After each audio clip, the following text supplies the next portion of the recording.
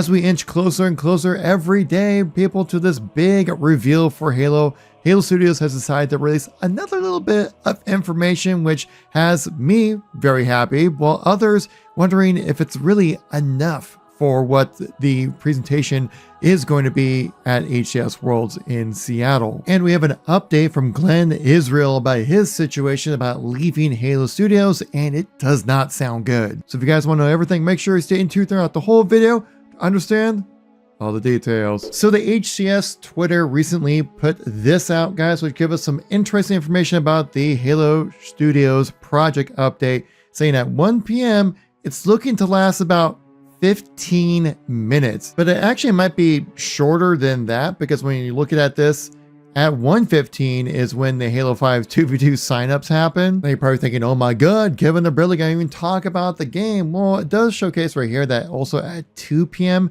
is where the Halo Studios Project Deep Dive is going to happen. But I don't expect this to be like a deep dive into whatever the project is going to be. I have a feeling it's gonna be much more of a deep dive of how the presentation of what the next project is going to be talking about. It's a really meta type of conversation I think we're going to see with this. Likely what they're going to do is just kind of talk about how they made the trailer, whatever presentation we're going to see, like, oh, this is why we decided to show this, because this is one of the most iconic things of Halo. You know, that typical kind of stuff, like that more kind of like breaking down the details of exactly what was just shown to you, but I don't think it's going to really reveal any new information. Another thing to take in consideration is the travel time. I know we're really getting lost in the weeds here, but we're talking about Halo details. It's saying that the Halo Studios Project Deep Dive, it happens at 2 p.m. But you have to go from one side of the venue all the way to the other side and have the same people ready to sit down and chat, mic checks, all that stuff. So we're looking at probably about 15 minutes at best when it comes to this entire presentation. Of course, if it follows this time schedule, we're saying maybe 15 minutes at best, probably more like 10 minutes, because you got to wrap things up before that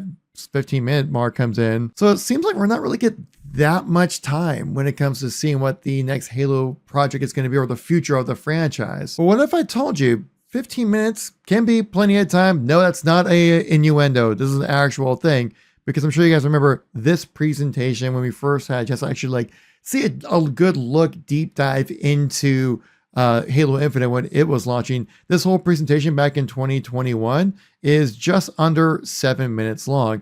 And they actually had time to showcase some, to sit here and talk about the game. They showcase some aspects of in-game of the world, the intro cutscene of like Discover Hope, and some of that kind of gameplay mechanics and some of the context of what to expect from this game.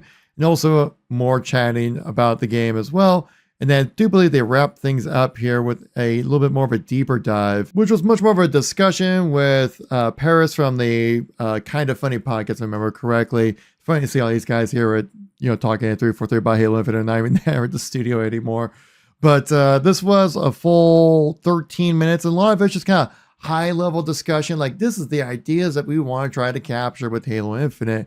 And, some of it came true, and some of it was a little bit later down the line. But also, if we're talking about the likely reveal of a Halo Combat Evolved remake, that if you're going to be talking about the game, most likely you're going to be chatting about what it's like to remake the game, how they integrate the engine with reportedly the Reach engine, as well as like kind of doing all the calculations with Unreal being like a nice little coat of paint over the whole thing. The same kind of thing they did with the Oblivion remake. If it's really going to be a CE remake, there really isn't a whole lot to talk about, except for what they might be changing about the remake, which we talked about in a previous video. Because you're like, yeah, we're just remaking Combat Evolved. You go, it's a Combat Evolved? And they go, yeah. And you go, okay, well, that's what I wanted. But if they are changing aspects, they're definitely going to need to talk about it, as we do know from the leaks. Remember saying from Halo Leaks, which is a relatively credible source, definitely take with a grain of salt, but saying I could definitely confirm that Halo CE remake will have sprint and modern gameplay mechanics. And like I said in the previous video, we talked about this and how this CE remake is much more like a reboot of Combat Evolved, kind of like how Halo Infinite was supposed to be that reboot to the franchise, but you can't just reboot another reboot. That would just be really redundant and weird. And so this really is kind of like the next best option of kind of doing a more modern take on what Combat Evolved can be. But Halo Studios really are going to have to fine tune their language when it comes to this, because it's not going to be a remaster, right? Because a remaster would just be a one-to-one recreation with a nice coat of paint for graphics. It's not going to be that.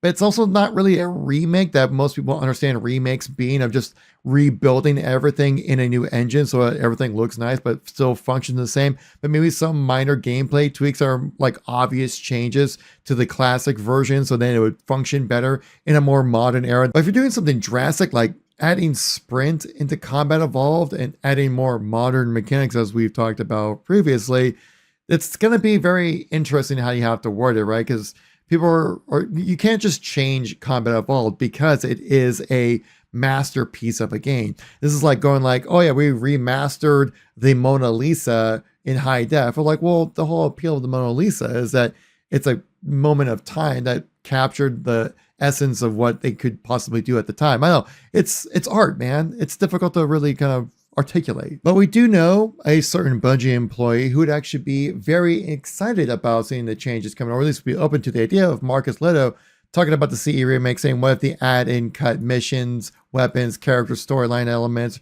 reintegrated along with more contemporary core mechanics and improve the gameplay while remaining faithful to the original. Again, like we talked about previously on the channel, contemporary core mechanics. I mean, that's a nice way of just saying sprint. And if the rumors are true, with this being a campaign only experience with potentially a multiplayer reveal announcement coming along with it, that's my high hopes with this whole thing. As it was reported by Rebs Gaming, saying a credible source told him that they have 2 Halo games are planned for release of 2026, one being a multiplayer title, and the other likely the long-rumored Combat Evolved remake. And the other multiplayer experience could be Project Edgar. But again, we've talked about this ad nauseum now on the channel, but it's basically going to be like a large scale, maybe a battle royale like experience.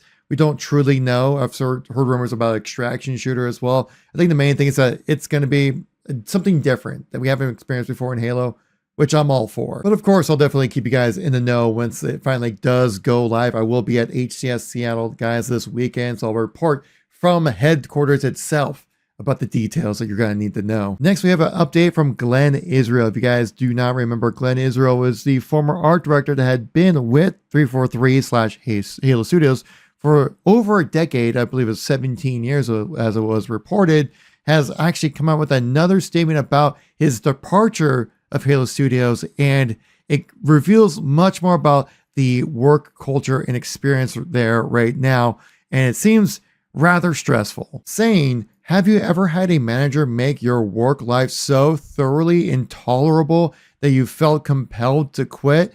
This is actually a form of wrongful termination known as constructive discharge. Now, the rest of the post here just kind of goes to more like what you can do as an employee, but I think this is the most insight that we've seen about what working at Halo Studios can be like right now.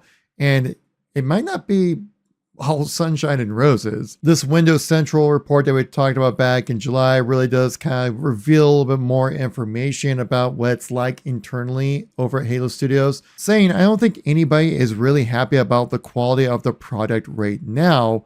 And there's been a lot of tension and pep talks trying to rally folks to ship. Really kind of feel like you can change out the management, but you can't change out the Microsoft side of things, it seems like. And oh man, it's just been, I know, it's a series of bad news and good news.